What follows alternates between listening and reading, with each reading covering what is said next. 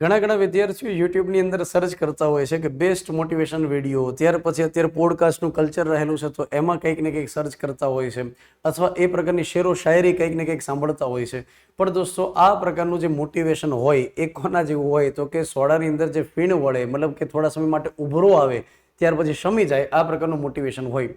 આ વખતેની રવિ પૂર્તિની અંદર બહુ સરસ મજાનો લેખ આ બાબત ઉપર છે કે ખરું મોટિવેશન આ પ્રકારનું નથી કે તમે ક્ષણિક લઈ આવો, પરંતુ ખરું મોટિવેશન એ હોય કે જે ડિસિપ્લિનથી આવે.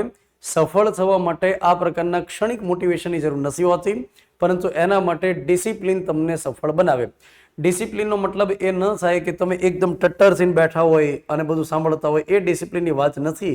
અહીંયા આગળ ડિસિપ્લિન છે કામ કરવાની અંદર, કે કોઈ પણ પ્રકારની પરિસ્થિતિ છે, કોઈ પણ પ્રકારની બાબત બને છે, પણ તેમ છતાં તમે જે ડિસાઇડ કરેલી બાબત છે એને વળગેલા રહ્યો.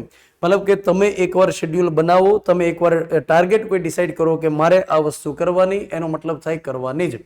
ત્યાર પછી કોઈ પણ પ્રકારની પરિસ્થિતિ હોય, તમે પ્રાયોરિટી કોને આપશો તો કે તમે જે ડિસાઇડ કરેલી બાબત છે એને પ્રાયોરિટી આપશો. એને ડિસિપ્લિન કહેવાય, એને વર્ક ડિસિપ્લિન કહેશું. એનો અર્થ એ થાય કે ડેઇલી ગણિતના 30 દાખલા ગણવાના, મતલબ 30 દાખલા ગણવાના, તો એને ડિસિપ્લિન કહેવાય. પછી ઘણીવાર ગણિતના દાખલામાં જવાબ ન આવે તોય મંડેલા રહેવું પડે, તમને કંટાળો આવે તોય મંડેલા રહેવું પડે. આ કંટાળાજનક પરિસ્થિતિમાંથી જે નિયમિતપણે કામ કરી પસાર થાય એ હંમેશા સફળ થાય, એ આ લેખ પાછળનો મુખ્ય સારાંશ રહેલો છે. અને નિયમિતપણે આપણે જે મંડેલા રહીએ, જે કામ કરીએ, એને કન્સિસ્ટન્સી તરીકે ઓળખવામાં આવે. અત્યારે જે લેખ આપેલો છે એમાં ભુવનેશ્વર કુમારનું એક ઉદાહરણ છે, જે આઈપીએલની અંદર ખૂબ સારા સફળ બોલરમાંના આ વખતેના બોલર છે. તો એ વ્યક્તિ એ જ કીધેલું છે કે પરિણામની ચિંતા કર્યા વગર ડેઈલી આટલા બોલની પ્રેક્ટિસ કરવાની, મતલબ બોલની પ્રેક્ટિસ કરવાની.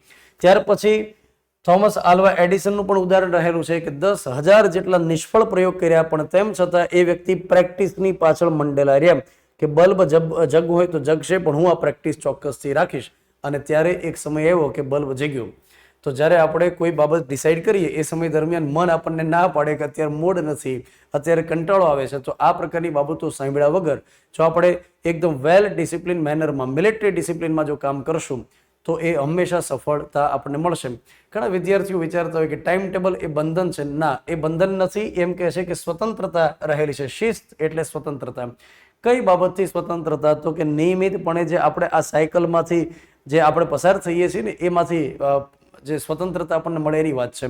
મતલબ કે નિયમિતપણે આપણે જે તૈયારી કરવાની સાયકલ છે, 1 વર્ષ, 1.5 વર્ષ, 2 વર્ષની જે સાયકલ આપણે ચલાવી છે, એમાંથી તમારે સ્વતંત્ર થવું હોય અને તમારે સારી પોસ્ટ સુધી પહોંચવું હોય, તો આ પ્રકારની ડિસિપ્લિન જે વાંચવાની બાબત છે, લખવાની બાબત છે, ગણિત દાખલા ગણવાની બાબત છે, એ તમારે રાખવી પડશે. ત્યાર પછી ખૂબ સારા જે સફળ ફૂટબોલર રહેલા છે, રોનાલ્ડો એનું એક એક્ઝામ્પલ રહેલું છે કે જ્યારે રોનાલ્ડો કોઈ વ્યક્તિને લંચ માટે બોલાવે અને જે વ્યક્તિની સાથે લંચ કરે, તો રોનાલ્ડો એનો જે સમય થાય એટલે લંચમાંથી ઊભા છે, એકદમ સાદું સાત્વિક લંચ લે અને ત્યાર પછી એ વ્યક્તિ પોતે ફૂટબોલની પ્રેક્ટિસ કરવા માટે નીકળી પડે. ઘણા એવા વિદ્યાર્થી છે કે જે મનગમતું ભોજન શોધવામાં 2 થી 3 કલાક ઘણીવાર કાઢી નાખે અને ત્યાર પછી દૂર ઘણીવાર એ લંચ લેવા માટે જાય, ત્યાર પછી થાકી પાકી આવી અને વામકુક્ષી કરવામાં 2 થી 3, 4 કલાક પણ કાઢી નાખે. તો આ ડિસિપ્લિનથી કામ ન થાય. તો આ પ્રકારના ઘણા ખૂબ સારા લેખ રહેલા હોય છે કે જે તમારા માટે ફ્યુઅલનું કામ કરે. બુધવારની ઘણી પૂર્તિઓમાં, રવિવારની ઘણી પૂર્તિઓમાં આ પ્રકારના લેખ રહેલા છે. મોરલ ઓફ ધી સ્ટોરી એ રહેલી છે કે જે તમે નક્કી કરો એકવાર કામ કરવા માટે, એને વળગેલા રહ્યો, જ્યાં સુધી પૂર્ણ ન થાય ત્યાં સુધી એકદમ ડિસિપ્લિન મેનરમાં એના માટે કામ કરો. ગમે એટલો થાક લાગે, ગમે એટલો કંટાળો આવે, ગમે એટલું આમ અંદરથી એવું લાગે કે નથી કરવું, પણ તેમ છતાં તમે કામ કરે જાઓ તો સફળતા એક સમય આપણને ચોક્કસથી મળે. Thank you.